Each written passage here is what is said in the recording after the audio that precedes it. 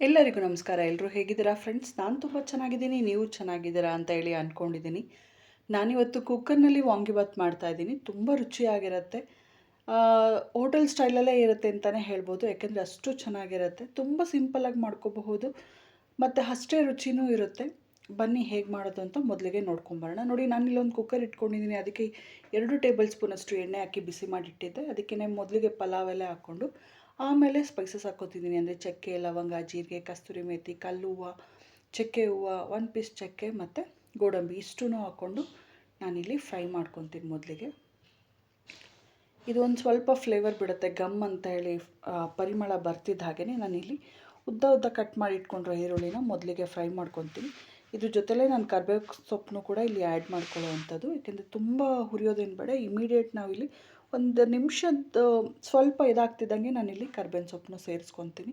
ಹಾಗೆ ಇದು ಚೆನ್ನಾಗಿ ಫ್ರೈ ಆಗೋವರೆಗೂ ನಾನು ಈರುಳ್ಳಿನ ಹುರ್ಕೊತೀನಿ. ನೋಡಿ, ಕರ್ಬೇವಿನ ಸೊಪ್ಪು ಹಾಕೋದ್ರಿಂದ ಫ್ಲೇವರ್ ಚೆನ್ನಾಗಿರುತ್ತೆ. ಹಾಗಾಗಿ ಇಷ್ಟ ಇದ್ದರೆ ಹಾಕ್ಕೊಳ್ಳಿ, ಇಲ್ಲಾಂದರೆ ಸ್ಕಿಪ್ ಮಾಡ್ಕೋಬೋದು. ಇದಕ್ಕೆ ಮಾತ್ರ ಈಗ ಚೆನ್ನಾಗೇ ಹುರ್ಕೊಳ್ಳೋಣ. ತುಂಬ ರುಚಿಯಾಗಿರುತ್ತೆ ಮಾತ್ರ ಇದಂತೂ. ನಾವು ಯಾವಾಗಲೂ ಗೊಜ್ಜು ಮಾಡಿ ಎತ್ತಿಡೋದಕ್ಕಿಂತ ಈ ರೀತಿ ಮಾಡ್ಕೊಳ್ಳೋದಕ್ಕಿಂತ ಚೆನ್ನಾಗಿರುತ್ತೆ. ನೋಡಿ, ಇದಕ್ಕೇ 1 ಟೀ ಸ್ಪೂನಷ್ಟು ಶುಂಠಿ ಬೆಳ್ಳುಳ್ಳಿ ಪೇಸ್ಟ್ ಕೂಡ ಹಾಕ್ಕೊಂಡು ಹಸಿ ವಾಸನೆ ಹೋಗೋವರೆಗೂ ನಾನಿಲ್ಲಿ ಹುರ್ಕೊತೀನಿ. ಇದು ಹುರ್ಕೊಂಡು ಆಗ್ತಿದ್ದಂಗೆ ಸ್ಮೆಲ್ ಹೋಗ್ತಿದ್ದಾಗೇ ನಾನು ಇದಕ್ಕೆ ಅಂತಲೇ 1 ನಾಟಿ ಟೊಮೆಟೊನ ಕಟ್ ಮಾಡಿ ಇಟ್ಕೊಂಡಿದ್ದೆ ಉದ್ದ. ಅದನ್ನು ಕೂಡ ಇದ್ರ ಜೊತೆಯಲ್ಲೇ ಸೇರಿಸ್ಕೊಂಡು ಸಾಫ್ಟ್ ಆಗೋವರೆಗೂ ನಾನಿಲ್ಲಿ ಇದನ್ನು ಹುರ್ಕೊತೀನಿ. ಮತ್ತು ಇನ್ನೊಂದೇನಂತಂದರೆ, ಈ ರೀತಿ ಮಾಡೋದ್ರಿಂದ ನಮಗೆ ಹೊರಗಡೆ ನಾವು ತಿನ್ನೋ ಸ್ಟೈಲಲ್ಲೇ ಇರುತ್ತೆ, ಟೇಸ್ಟ್ ಸಿಗುತ್ತೆ ಮತ್ತು ಇಷ್ಟ ಆಗುತ್ತೆ.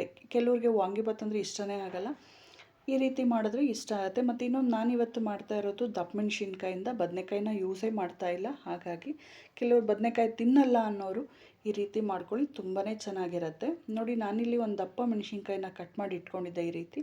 ಅದನ್ನು ಇಲ್ಲಿ ಸಂಪೂರ್ಣವಾಗಿ ಸೇರಿಸ್ಕೊತಾ ಇದ್ದೀನಿ. ಈಗಂತೂ ಬಟಾಣಿ ಮತ್ತು ತೊಗರಿಕಾಯ್ದು ಸೀಸನ್ ಇರೋದಕ್ಕೆ ನಾನು 2 ಕೂಡ ಮಿಕ್ಸ್ ಮಾಡಿ ಸೇರಿಸ್ಕೊಂಡಿದ್ದೀನಿ. ಹಾಗೆ ಚಿಟಿಕೆ ಅರಿಶಿನ ಸೇರಿಸ್ಕೊಂಡು ವಾಂಗಿಬಾತ್ ಪೌಡರ್ನ ಇಲ್ಲಿ 2 ಟೇಬಲ್ ಸ್ಪೂನಷ್ಟು ಹಾಕ್ಕೊತಾ ಇದ್ದೀನಿ. ನೀವು ಯಾವ ಬ್ರ್ಯಾಂಡ್ದಾದರೂ ಹಾಕ್ಕೋಬೋದು, ಇಲ್ಲ ಮನೇಲಿ ಮಾಡಿದಾದರೂ ಹಾಕ್ಕೋಬಹುದು. ಜೊತೆಗೆ ಸ್ವಲ್ಪ ಉಪ್ಪು ಸೇರಿಸ್ಕೊಂಡು ಮೊದಲಿಗೆ ಇದನ್ನೆಲ್ಲ ನಾನು ಮಿಕ್ಸ್ ಮಾಡ್ಕೊಂಡ್ಬಿಡ್ತೀನಿ. ನಾವು ಪುಡಿ ಹಾಕಿ ಮಿಕ್ಸ್ ಮಾಡ್ತಿದ್ದ ಹಾಗೆ ಅದು ಫ್ಲೇವರ್ ಬಿಟ್ಕೊಳ್ಳುತ್ತೆ, ಗಮ್ಮಂತ ಬರ್ತಾ ಇರುತ್ತೆ, ತುಂಬಾ ರುಚಿಯಾಗಿರುತ್ತೆ ಇದಂತೂ. ನೋಡಿ, ಈ ರೀತಿ ನಾನು ನಿಧಾನಕ್ಕೆ ಮಿಕ್ಸ್ ಮಾಡ್ಕೊಂಡ್ಬಿಡ್ತೀನಿ. ಮೊದಲೇ ಇದಕ್ಕೆ ನಾನು ಅಕ್ಕಿನ ನೆನೆಸಿಟ್ಕೊಂಡಿದ್ದೆ, ಅದನ್ನು ಕೂಡ ನಾನಿಲ್ಲಿ ಹಾಕ್ಕೊತೀನಿ. ಮೊದಲಿಗೆ ನಾವು ಅಕ್ಕಿ ನೆನೆಸಿಡೋದ್ರಿಂದ ಚೆನ್ನಾಗಾಗುತ್ತೆ, ಸಾಫ್ಟಾಗಿ ಉದುದ್ರಾಗಿ ಬರುತ್ತೆ. ಹಾಗಾಗಿ ಪ್ರಿಪೇರ್ ಮಾಡೋದಕ್ಕೂ ಮುಂಚೆ ನಾವು ಅಕ್ಕಿನ ನೆನೆಸಿಟ್ಕೊಳ್ಳೋದು ಒಳ್ಳೆಯದು. ನೋಡಿ, ಈ 1 ಲೋಟದಲ್ಲಿ ನಾನು ಅಕ್ಕಿ ತೊಗೊಂಡಿದ್ದೆ, 1 ಲೋಟ.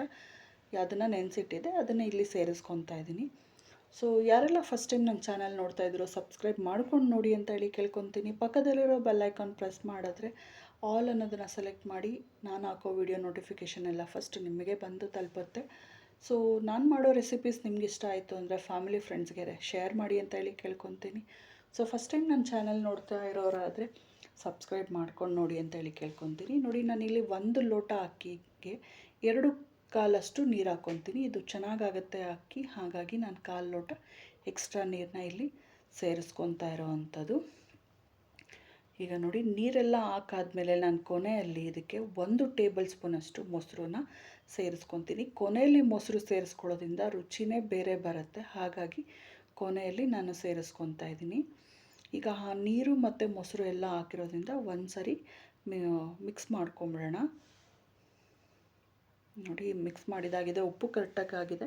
ಹಾಗಾಗಿ ಲಿಡ್ ಕ್ಲೋಸ್ ಮಾಡಿ 1 ವಿಷಲ್ ಬರ್ಸಿದ್ರೆ ಸಾಕಾಗತ್ತೆ, ನಮಗೆ ವಾಂಗಿಬಾತ್ ರೆಡಿ ಆಗುತ್ತೆ. ವಿಷಲ್ ಹೋಗಿತ್ತು, ನಾನು ತೆಗೆದು ತೋರಿಸ್ತಾ ಇದ್ದೀನಿ.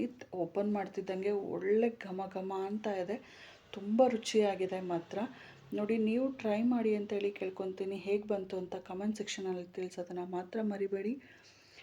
ಸೊ ಇಲ್ಲಿವರೆಗೂ ವಿಡಿಯೋ ನೋಡಿದ್ದಕ್ಕೆ ತುಂಬ ಹೃದಯದ ಧನ್ಯವಾದಗಳು ಫ್ರೆಂಡ್ಸ್. ಇದೇ ಥರ ಸಪೋರ್ಟ್ ಮಾಡ್ತಾಯಿರಿ. ಈಸಿ ರೆಸಿಪೀಸ್ಗೆ ನನ್ನ ಚಾನಲ್ನ ನೋಡಿ ಅಂತೇಳಿ ಕೇಳ್ಕೊತೀನಿ. ಸೊ ಮತ್ತೊಮ್ಮೆ ಹೇಳ್ತೀನಿ, ಸಬ್ಸ್ಕ್ರೈಬ್ ಮಾಡ್ಕೊಂಡು ನೋಡಿ, ಲೈಕ್ ಕೊಡೋದನ್ನ ಮಾತ್ರ ಮರಿಬೇಡಿ. Thank you so much friends.